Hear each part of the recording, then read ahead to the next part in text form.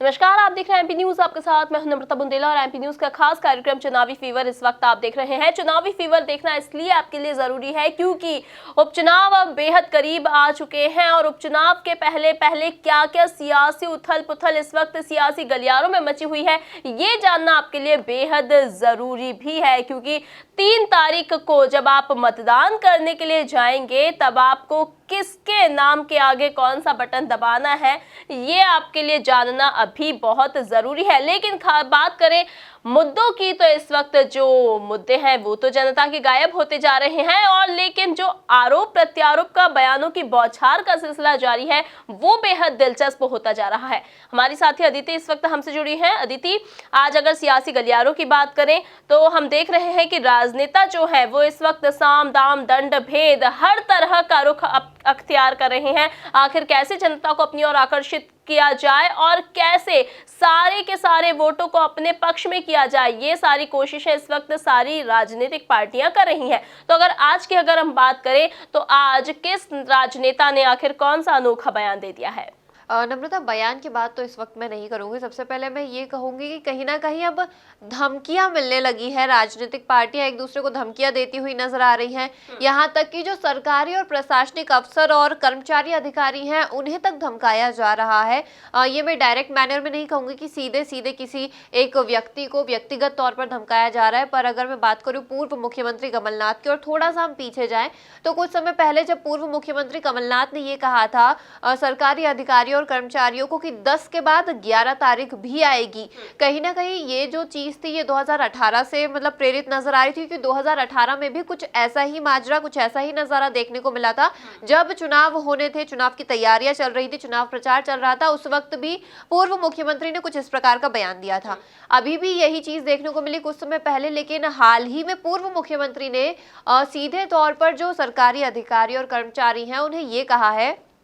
पहली बात तो सबसे बड़ा आरोप ये लगा है पूर्व मुख्यमंत्री ने कि जो बीजेपी है जो सरकारी अधिकारी कर्मचारी वो बीजेपी के दबाव में काम कर रहे हैं। कुछ इस प्रकार का आरोप पूर्व मुख्यमंत्री कमलनाथ ने लगाया है और बीजेपी पर यह आरोप लगाया है कि उनके दबाव में जो सरकारी अधिकारी काम कर रहे हैं उनके दबाव में काम किया जा रहा है, कांग्रेस के अगेंस्ट काम किया जा रहा है। और इसके साथ ही साथ उन्होंने दोबारा अपना वो वाला बयान दोहराया है जिसमें उन्होंने ये कहा है कि जो भी सरकारी कर्मचारी बीजेपी के जो भी सरकारी अधिकारी और कर्मचारी बीजेपी के अंडर या बीजेपी के दबाव में काम कर रहे हैं वो ये चीज याद रख लें कि 10 के बाद 11 तारीख भी आती है। तो कहीं ना कहीं ये सीधे तौर पर धमकी है कि मतलब 10 के बाद 11 तारीख आती है तो आप क्या कहना चाहते हैं कि अगर आपकी सरकार बनती है तो क्या आप उनके खिलाफ एक्शन लेंगे और आपके पास क्या सबूत है कि किस आधार पर आप ये कह रहे हैं कि जो सरकारी अधिकारी और कर्मचारी हैं वो बीजेपी के दबाव में काम कर रहे हैं। तो वहीं अब मुख्यमंत्री शिवराज सिंह चौहान ने इस पर पलटवार किया और बयान दिया। इसके साथ ही साथ उन्होंने जो चुनाव आयोग है उसे इस पर संज्ञान लेने की बात कही क्योंकि इस वक्त कई सारे क्षेत्रों में आचार संहिता लग चुकी है। तो उन्होंने ये कहा कि कहीं ना कहीं ये सीधे तौर पर आचार संहिता का उल्लंघन तो है ही, इसके साथ ही आप किसी भी कर्मचारी को, सरकारी व्यक्ति को या सरकारी अफसर को आप इस प्रकार से धमका नहीं सकते हैं, चाहे भले ही आप एक पूरे सरकारी अधिकारी कर्मचारियों को इस तरह से रिजेंबल करके बोल रहे हैं कि नहीं अगर आप लोग जो भी हैं आप लोग 10 के बाद 11 तारीख भी आती है उसके बाद हम आपको देख लेंगे। तो ये तो कहीं ना कहीं गुंडागर्दी वाली बात होती जा रही है नम्रता। लेकिन अदिति, जब 2018 के विधानसभा चुनाव होने वाले थे उस वक्त भी कमलनाथ ने कुछ इस तरह की बातें कही थी अफसरों से, लेकिन जब उसके परिणाम आए तो वो साफ तौर पर कांग्रेस के पक्ष में आए थे और जहां तक ये सारी बातें हैं उस वक्त भी ज्यादा कारगर साबित नहीं हुई थी। लेकिन जब कमलनाथ ने ऐसा कहा था उसके बाद जब चुनाव के नतीजे आए, जब जो चुनाव के नतीजे हैं कांग्रेस के पक्ष में आए, उसके बाद जब कमलनाथ सत्ता में आए तो उन्होंने लगातार ट्रांसफर का सिलसिला जारी रखा था और लगातार ये ट्रांसफर होते जा रहे थे। अब लोगों को लग रहा था कि आखिर ये ट्रांसफर का सिलसिला है कब थमेगा। लोगों को लगता था कि शायद अब थम गया है, लेकिन ऐसा नहीं होता था। फिर दूसरे दिन कई सारे नए अफसरों की लिस्ट सामने आ जाती थी कि आज इस अफसर का तबादला यहाँ हुआ है। तो ये तबादलों का सिलसिला उस वक्त थम नहीं रहा था। फिर जब बीजेपी की सरकार वापस आई सत्ता में तो फिर से अपने अपने हिसाब से सबने ट्रांसफर कर लिए। लेकिन अब जी बिल्कुल, अब जब फिर से उपचुनाव नजदीक आ गए हैं तो फिर से इसी तरह की बातें सामने आने लगी हैं। अब ये तो चुनाव परिणाम ही बताएंगे कि इस बार आखिर किसके पक्ष में ये चुनाव परिणाम आते हैं, क्योंकि कहीं ना कहीं देखा जा रहा है कि कमलनाथ का ये जो बयान है फिर से दोहराया जाने वाला बयान है। नम्रता, एक चीज और बताना चाहूंगी, जिस प्रकार से जो तबादला उद्योग की आपने इस वक्त बात की, तो अगर हम बात करें राज्यसभा सांसद ज्योतिरादित्य सिंधिया की, तो हाल ही में उन्होंने जनसभा को संबोधित करते हुए कुछ इस प्रकार का बयान दिया, या फिर जनसभा को संबोधित करते हुए उन्होंने वजह बताई कि आखिरकार उन्होंने सरकार क्यों गिराई थी, वो क्यों 22 मंत्रियों के साथ बीजेपी में शामिल हो गए, बीजेपी की सदस्यता ले ली। इसके पीछे की उन्होंने वजह बताई। वे शिवपुरी पहुंचे थे और वहां पर वे जनसभा कर रहे थे, तो उन्होंने ये कहा कि जो तबादला उद्योग की हमने बात करी, या फिर और भी कई सारी चीजें हैं कि उस वक्त काफी सारे मामले चल रहे थे जब कांग्रेस की सरकार बनी थी, कई सारे मामले बाहर आए थे। तो राज्यसभा सांसद ने ये कहा कि उस वक्त जो वल्लभ भवन था वो दलाली का अड्डा बन चुका था। कहीं ना कहीं उन्होंने डायरेक्ट ये आरोप लगाते हुए कांग्रेस पर और पूर्व मुख्यमंत्री कमलनाथ पर और दिग्विजय सिंह पर आरोप लगाते हुए ये कहा कि जो वल्लभ भवन था वो दलाली का अड्डा बन चुका था, और जब मैंने आवाज उठाई तो मुझे पार्टी वालों ने ये कहा, मुझे पार्टी ने ये कहा कि आप सड़क पर उतर जाओ, और मैं सच में सड़क पर उतर गया। वैसे मैं आपको ये बता दूं नम्रता कि उस वक्त कुछ ऐसा ही मामले चल रहे थे जब राज्यसभा सांसद ने ये कहा था, ज्योतिरादित्य सिंधिया ने ये कहा था कि मैं सड़क पर उतर जाऊंगा, तो पार्टी ने ये तक कह दिया था कि आप सड़क पर उतर जाइए। तो इस प्रकार के बयान उसी पार्टी में रहते हुए राज्यसभा सांसद ज्योतिरादित्य सिंधिया को सुनने को मिले थे। उसके बाद उन्होंने आगे ये कहा कि वो लोग ये चीज भूल चुके हैं कि मेरी जो दादी है उन्होंने भी जिस वक्त वो सत्ता में थी या जिस वक्त वो जिंदा थी, उस वक्त जब उन्हें ये पता चला कि कांग्रेस में जन विरोधी काम हो रहे हैं तो उन्होंने कांग्रेस की पार्टी गिरा दी थी, और वे ये भूल चुके हैं कि मेरे अंदर भी उन्हीं का खून है, और इसी वजह से जब मुझे लगा कि अब बहुत ज्यादा हो रहा है और काफी ज्यादा जन विरोधी काम हो रहे हैं तो मैंने भी पार्टी गिरा दी, सरकार गिरा दी कांग्रेस। जी बिल्कुल, इस वक्त अगर बात करें बयानों की तो इस वक्त बयानों का जो दौर है वो कम नहीं हो रहा है। जहां तक ज्योतिरादित्य सिंधिया ने अपने बयानों में साफ कर दिया कि किस लिए उन्होंने कांग्रेस की सरकार गिराई थी। जब कमलनाथ की ओर से ये कहा गया था कि उतर जाए सड़क पर, तो वो उतर गए सड़क पर और फिर उन्होंने कांग्रेस की सरकार गिरा दी। यहाँ पर उन्होंने साफ तौर पर अपनी दादी का एक उदाहरण दिया है कि राजमाता सिंधिया ने भी यही किया था। जब उन्हें लगा कि कांग्रेस में ज्यादा अन्याय बढ़ रहा है तो उन्होंने उस वक्त कांग्रेस पार्टी छोड़ दी थी और फिर वो भारतीय जनसंघ में शामिल हो गई थी, और इसीलिए ऐसा कुछ सिंधिया ने किया है, ये साफ तौर पर सिंधिया का कहना है। लेकिन बयानों की अगर हम बात करें तो दिग्विजय सिंह इस वक्त बयानों की बौछार करते नजर आ रहे हैं। भोपाल में जब उन्होंने भारतीय जनता पार्टी पर कई तरह के आरोप लगाए, उन्होंने कहा कि भाजपा अभी भी खरीद फरोख्त कर रही है और भाजपा को ये पता चल चुका है कि वो शायद अब नहीं जीतने वाली है, इसीलिए अब वो बाजार में निकल पड़ी है और लगातार विधायक खरीदती नजर आ रही है। एक चीज और बता दूं, आप पूर्व मुख्यमंत्री दिग्विजय सिंह की बात करिए, हाल ही में कुछ समय पहले 2-1 दिन पहले ही कमलनाथ ने भी यही बयान दिया कि जो भारतीय जनता पार्टी है वो तो जो मिले उसे खरीद लो की रणनीति पर काम कर रही है, क्योंकि भारतीय जनता पार्टी को ये पता है कि क्या नतीजा आने वाला है, वो हारने वाली है, इसलिए वो इस वक्त जो मिले उसे खरीद लो की रणनीति पर काम कर रही है। कुछ इस प्रकार का बयान कमलनाथ ने दिया था और इसके साथ ये भी कहा था कि खरीद तो मैं भी सकता हूं विधायक, पर मेरा चरित्र बीजेपी की तरह नहीं है। इस प्रकार के उन्होंने बयान दिए थे। अब बिल्कुल ये जो बयानों का दौर है वो थमता नजर नहीं आ रहा है। लेकिन अगर बात करें राजनीति की तो ये राजनीति का स्तर इस वक्त अदिति काफी गिरता नजर आ रहा है। कई दिनों से हम बात कर रहे हैं बयानों की, तो इस वक्त जो राजनेताओं के जो बयान आ रहे हैं दिन प्रतिदिन ऐसे बयान सामने आ रहे हैं जो शर्मिंदगी महसूस करवाते हैं। लेकिन अब एक मामला भिंड में सामने आया है जहां पर बसपा कार्यकर्ताओं का ये कहना है कि जो भाजपा कार्यकर्ता है उन्होंने हमारे प्रचार प्रसार की गाड़ी को रोक दी, उसमें तोड़फोड़ की है और अपने बैनर पोस्टर हमारे फाड़ दिए हैं। ये सारी बातें सामने आ रही हैं, लेकिन अब इन बातों में कितनी सच्चाई है ये देखने वाली बात होगी। लेकिन जैसे ही ये मुद्दा सामने आया अब कांग्रेस भी इस पर हमलावर हो गई है। उसने कहा है कि भाजपा को अपना डर सता रहा है हारने का, इसलिए वो लगातार एक के बाद एक जी बिल्कुल भाजपा दादागिरी कर रही है और इसीलिए वो लगातार एक के बाद एक कई तरह के हथकंडे अपना रही है। अब इस बात में क्या सच्चाई सामने निकल कर आती है अदिति, ये तो आने वाला वक्त ही बताएगा। लेकिन मुरैना की अगर हम बात करें तो वहां पर कांग्रेस में शामिल हुई संजू जाटव इस वक्त जोर शोर से प्रचार प्रसार में जुटी हुई हैं और काफी धुआंधार उनका प्रचार इस वक्त जारी है। काफी लोगों का उन्हें समर्थन भी इस दौरान मिल रहा है, क्योंकि वो जब भी जहां जा रही हैं काफी लोग उन्हें समर्थन करते नजर आ रहे हैं और उनसे खुश होते नजर आ रहे हैं। फिलहाल ये 10 तारीख के चुनाव परिणाम ही बताएंगे कि संजू जाटव को जो इस वक्त लोगों का समर्थन मिल रहा है वो मतदान केंद्र पर भी मिलता है या नहीं।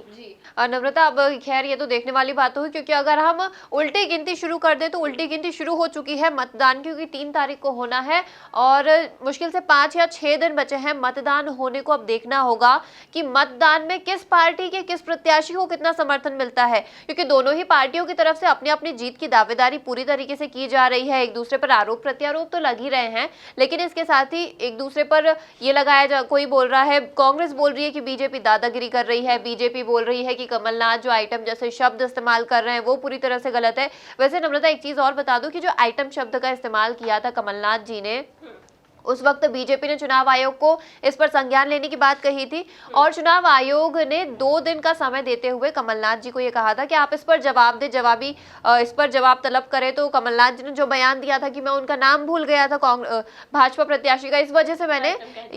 से मैंने उन्हें आइटम कह दिया था। तो लेकिन अब चुनाव आयोग ने इस पर सख्त रुख अख्तियार करते हुए ये कह दिया है कि अब अगर या तो वो भले ही कमलनाथ हो या फिर किसी भी पार्टी के कोई भी नेता हो, अगर आइटम या फिर इस तरह के कोई भी निचले स्तर के शब्द इस्तेमाल करते हुए पाए गए और कोई भी उसका सबूत सामने आया और इस प्रकार की अगर कोई भी बयार बही, तो आप पर हमें संज्ञान लेना होगा, एक्शन लेना होगा। इस प्रकार को उन्होंने सख्त एक्शन लेते हुए कमलनाथ को अब ये बोल दिया है कि अब वो इस प्रकार के शब्दों का इस्तेमाल करने से परहेज करें, क्योंकि ये उनके लिए भारी पड़ सकता है। जी बिल्कुल, तो आइटम शब्द पर शुरू हुई सियासत अब तक थमती नजर नहीं आ रही है। लगातार एक के बाद एक भाजपा नेता खासतौर से इस आइटम शब्द को लेकर कांग्रेस पर हमलावर नजर आते हैं। तो वहीं हाल ही में जब भोपाल सांसद प्रज्ञा सिंह ठाकुर पहुंची दशहरा पर्व के दौरान लोगों को संबोधित करने, तो उन्होंने भी वहां पर लोगों को अपने संबोधन में इस आइटम शब्द का इस्तेमाल जरूर किया। उन्होंने कहा कि जिस तरह से कांग्रेस पार्टी के नेता कमलनाथ ने आइटम शब्द का इस्तेमाल किया है इमरती देवी के लिए, क्या वो अपनी माँ और बहनों के लिए भी इस तरह का शब्द इस्तेमाल कर सकते हैं क्या? तो साफ तौर पर देखा जा सकता है कि ये जो शब्द हैं वो थमते नजर नहीं आ रहे हैं। उन्होंने महबूबा मुफ्ती के बयान को लेकर भी निशाना साधा, उन्होंने कांग्रेस के कई सारे बयानों को लेकर भी इसी तरह से निशाना साधती हुए नजर आई है। बात करें अगर ग्वालियर की, क्योंकि हम इस उपचुनाव में जो ग्वालियर है वो काफी अहम है, क्योंकि यहाँ पर 16 सीटों पर उपचुनाव होना है और इसीलिए यहाँ पर कांग्रेस और बीजेपी दोनों ही अपनी अपनी तरह से पूरी रणनीति बना रही है। ऐसी रणनीति बना रही है जिसके तहत जो परिणाम आएंगे वो उन रणनीतियां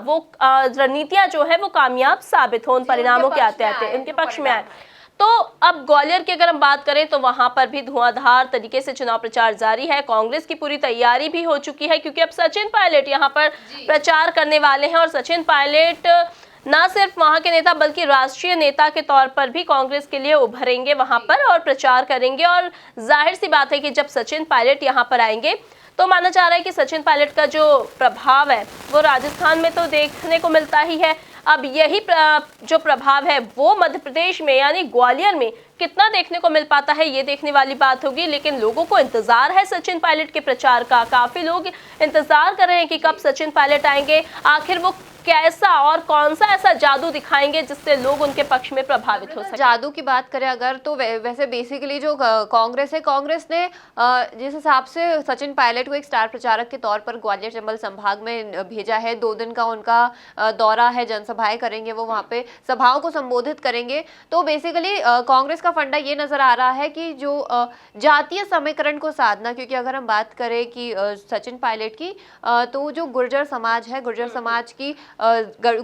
के ज्यादातर लोग ग्वालियर में है और जो सचिन पायलट है वो बोल सकता है कि निर्विरोधी नेता, मतलब जितने भी जो गुर्जर समाज के लोग हैं वो उनको सपोर्ट करते हैं, उनकी बातें मानते हैं। और इसी वजह से लग रहा है कि जो कांग्रेस पार्टी है कांग्रेस पार्टी ने सचिन पायलट को ग्वालियर चंबल संभाग में स्टार प्रचारक के तौर पर उतारा है। और एक चीज और जानती है कांग्रेस पार्टी ये कि इसमें ज्योतिरादित्य सिंधिया भी हैं, ज्योतिरादित्य सिंधिया का गढ़ माना जाता है ग्वालियर चंबल संभाग। तो अब जब एक ही मैदान में 2 दोस्त उतरेंगे, 2 जिगरी यार उतरेंगे, तो अब देखना काफी लाजमी होगा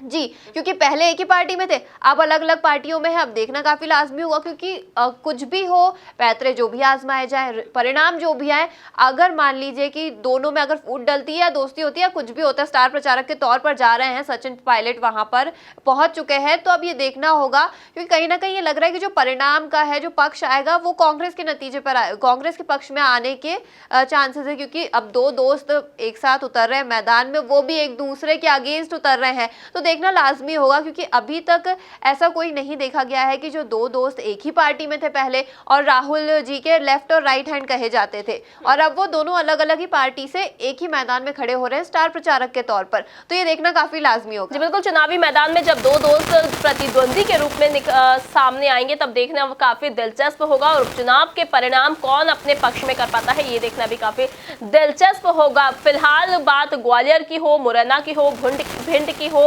या फिर कहीं की भी हो, मध्य प्रदेश में अब उपचुनाव का ये जो नजारा है वो काफी दिलचस्प होता नजर आ रहा है। बड़े बड़े दिग्गज यहाँ पर चुनाव प्रचार के लिए चुनावी मैदान में उतर रहे हैं और लोगों को अपनी ओर आकर्षित करने की पूरी कोशिश कर रहे हैं, और अपने चुनावी भाषण में वो अपने वचनों को पूरा करने का एक वादा भी जो जनता से कर रहे हैं। वो देखने वाली बात होगी कि जब चुनाव परिणाम किसी एक के पक्ष में आते हैं तब ये सारे वादे पूरे होते हैं या नहीं। फिलहाल उपचुनाव तक या उपचुनाव के बाद क्या क्या नजारे और क्या क्या उथल पुथल इन सियासी गलियारों में दिखाई देती है, ये सारी बातें लगातार हम आप तक पहुंचाते रहेंगे। ताज़ा तरीन खबरों के लिए आप बने रहिए हमारे साथ और देखते रहिए हमारा खास कार्यक्रम चुनावी फीवर।